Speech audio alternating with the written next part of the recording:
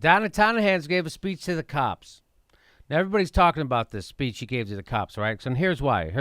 I'll just show it to you right away. And when you see these towns, and when you see these thugs being thrown into the back of a paddy wagon, you just see them thrown in, rough. I said, please don't be too nice. You know, because if it's one complaint people have about the cops, Ron, it's that they're too nice. And that's recent. And he's pleading with them. Cut it out, you guys. Come on. Everyone's sick of you guys being too nice. Right? Is that what he's saying? That's what he's saying. They're always just nice and easygoing and chill all the time. And he's here to come on. He's got to toughen up the cops, right? That's what Trump's doing. Encouraging police brutality is not presidential. Ignoring it is. Like when you guys put somebody in the car and you're protecting their head, you know, the way you put their hand over. Like, don't hit their head, and they've just killed somebody. Don't hit their head. I said, you can take the hand away, okay?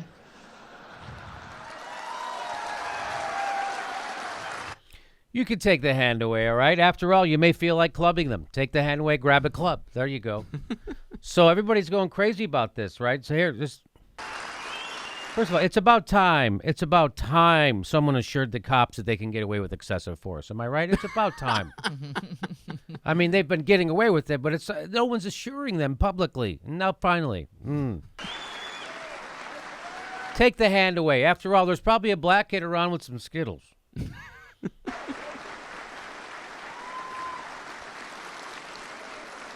So now, everybody's making a big deal out of that. In fact, a couple of police associations have come out to denounce that, and you know it's unprofessional that we would use excessive force and blah blah blah.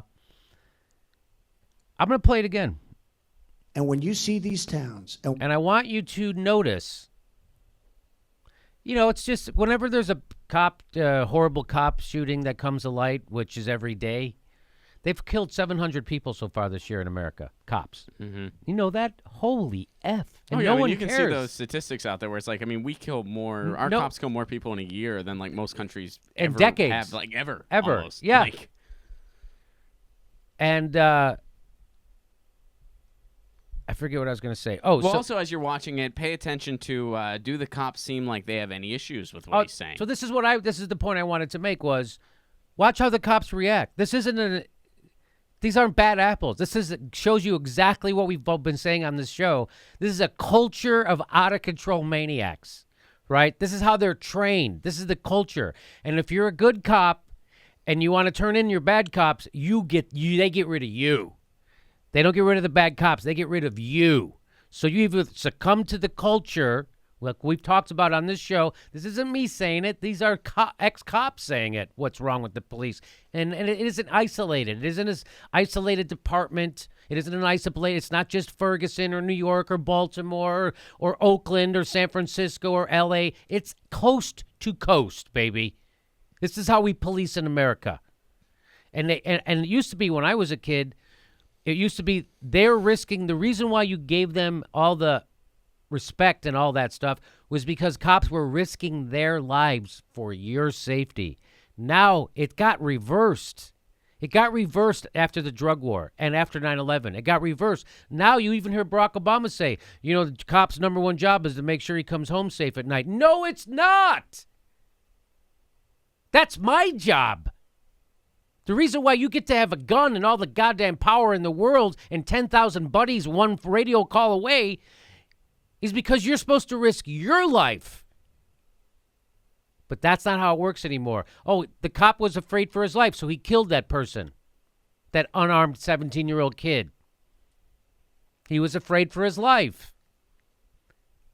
That they sound like me. That's how I would react in those situations. That's why I'm not a cop. You know, Jimmy, I want to go back to watching this. I can't believe it. This is the first time I saw this clip. You haven't seen this? I haven't seen this clip. Do you see how the cops reacted? Yes, it's like, to me, am I watching a moment from SNL? Right. And they have Alec Baldwin and he's like, what's a hook? We're talking to cops. Ha ha ha. And now we're going to have a good time. It's unbelievable. Look at all the nice white cops sitting behind them. And let's listen to it. Let's listen to it again. And when you see these towns, and when you see these thugs being thrown into the back of a paddy wagon, you just see them thrown in, rough. I said, please don't be too nice. Like when you guys put somebody in the car and you're protecting their head, you know, the way you put their hand over. Like, don't hit their head and they've just killed somebody, don't hit their head. I said, you can take the hand away, okay? Those cops sound offended. They sound like that was out of line. So this guy here, he's a pretty decorated cop. Look at his visor. So he's got like some, so he must not be just a regular, he's like a commander or a lead or a sergeant or something. And he's all for it. Yeah, it's all funny. We beat the shit out of people. And look at all, the whole place applauds. You know, They applauded something that everybody else the next day had to apologize for, had to denounce themselves. A whole room full of cops, not rehearsed, just all of a sudden, spontaneously, they applauded when someone decided, they all applauded when the president decided to encourage police brutality. They applauded. They weren't horrified. They didn't go, wait a minute. They didn't go, boo. That's not what we are. We're not a bunch of brutal maniacs. We're peace officers. We're there to serve. We're not there to brutalize. They didn't do anything. They went, yeah, fucking right, Trump. Because that's who cops are. That's who they are. And then when it got shown, everybody's like, oh, we better say something like we're not like that. We better make sure people don't know we're like that. Because that's what all those police apologies today, you see them all over the place. The police organizations denouncing that. But the cops themselves didn't denounce that. Isn't that crazy? Not only did they not denounce it, they fucking cheered it. They cheered it. Ron? Well, I was just going to add a small aside here that, you know, in Donald Trump's little illustration he did, I mean, if he was a cop and had to use his hand, it wouldn't make a difference if he used it or not. Wouldn't provide much protection. You want to watch those cops cheer again? I do. And when you see these towns, and when you see these thugs being thrown into the back of a paddy wagon, you just see them thrown in, rough. I said, please don't be too nice. Like when you guys put somebody in the car and you're protecting their head, you know, the way you put their hand over. Like, don't hit their head and they've just killed somebody, don't hit their head. I said, you can take the hand away, okay?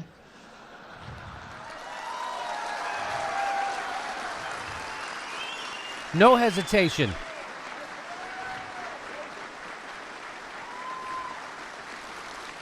They're still applauding. They didn't stop. They're hooting and hollering. Beat the shit out of them. That's not a joke. Those cops weren't kidding around. That's a fucking room full of cops. I don't know how big it looks. Sounds like there's at least 1,000 cops in there. Mm-hmm. And the whole place, it spontaneously erupted. Yeah! Woo! Beat the shit out of some citizens. Now you know why they fucking became cops? If they didn't become cops to do that shit, they leave. They leave. These are the ones who stayed. They dig it. That's who fucking cops are. And it's amazing how I haven't seen anyone else make this point. Have you? Have either of you two seen anyone else make the point about the cops? No, and this is a prime example of stuff that we talk about on this show. When we're talking about police brutality, it is a systematic problem. Yes. It is a problem within the structure. So whenever someone says, well, not all cops are bad, that's a straw man. Yes. You don't even need to justify yourself anymore. You need to say that's a straw man that has nothing to do with what we're talking about. This is a systematic issue. It's the same thing as saying, well, not every piece in the corporate media is bad right. reporting. Yeah, of course it's not. It's a systematic problem. The structure Correct. has some very tragic flaws that need to be changed. So, so if you watch this clip on MSNBC, I guarantee you. Let me put it this way.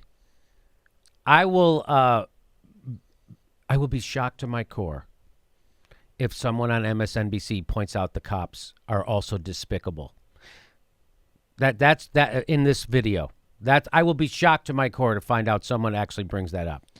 Because that's disgusting. That's disgusting. Those are people with power and guns. Those people are given guns by the state. Those people. And the ability to abuse you. And they're all sitting there cheering. Yes. Let's fucking beat up some people, baby. That's who cops are. Now do you get it? You still don't get it, do you? You still don't get it. That's who they are. I'm afraid when cops show up. I know cops. I have to explain this to people. I've known cops all my life. My grandfather was a cop. My dad was a cop. My oldest brother was a cop. My best friends in Chicago are cops. I know cops. They're all nice to me. But that's who they are. You know, Jimmy, we were reading an article recently that they're talking about politicians are promoting legislation in schools to teach kids how to properly communicate with policemen K through 12. Yes. So when we say that, what we're saying is be aware that these people are willing to hurt you and label you as a thug immediately if you're a person of color. So now be respectful for this uniform. Yeah, you better. So it's not respect, it's fear. You get. By the way, we've decided that our cops can do whatever they want with impunity. You've seen it. They shoot unarmed people and nothing happens. They shoot a 12-year-old kid, nothing happens. So we've decided to let this happen in our country. So now we're going to have to teach kids how to talk to cops because they're fucking unhinged maniacs.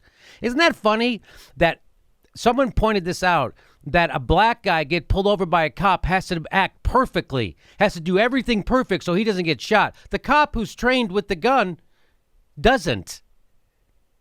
Isn't that funny? The person who has to stay calm and collected is the citizen, not the cop. The cop, you just take it for granted he's fucking out of his mind because they are. Isn't that something? That's what that is. You have to teach your kid how to talk to a cop. What? Yeah, and you know what? Tamir Rice could have had the best communication skills in the world, and he'd still be dead.